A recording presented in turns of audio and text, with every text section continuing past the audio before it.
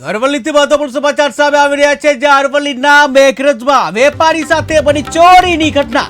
અરવલ્લીના મેઘરજમાં વેપારી સાથે બની ચોરીની ઘટના, જ્યાં 90,000 જેટલી રોકડ ચોરી કરી શખ્સ ફરાર થઈ ગયો. ત્યારે વેપારીએ ચોરીની આશંકાના આધારે નોંધાવી ફરિયાદ, જ્યાં પોલીસ મથકે ફરિયાદ નોંધાવતા પોલીસે તપાસ શરૂ કરી છે.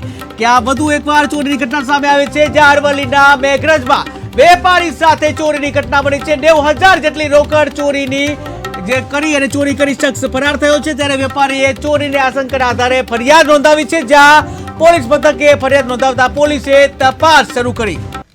અને અહીંયા મોડાસા જિલ્લામાં મેઘરાજ પાસે રેલાવાડા ગામ છે. અમે મરચાનો ધંધો કરવા આવ્યા છીએ આ બાજુ.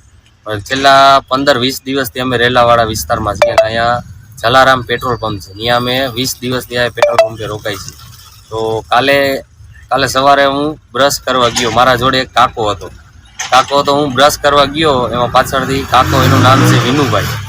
અને વિનુભાઈ, કાલે હું બ્રશ કરવા ગયો ને એટલી વારમાં પાછળ મારે સીટની પાછળ પેટી હતી. પેટીમાં મેં પૈસા રાખેલા હતા, 90,000 થી 1 લાખ રૂપિયા આજુબાજુ રકમ હતી. મારે ગાડીમાં પૈસા પડ્યા અને એ કાલે પેટી તોડીને એમાંથી પૈસા લઈને કાકો ફરાર થઈ ગયો છે. અને કાલનો હું એને ગોતું છું, પણ હજી લગીને હાથમાં આવ્યો નથી. મારી મિત્ર સર્કલમાં એટલી વિનંતી છે કે તમને ક્યાંય પણ આ કાકો દેખાય તો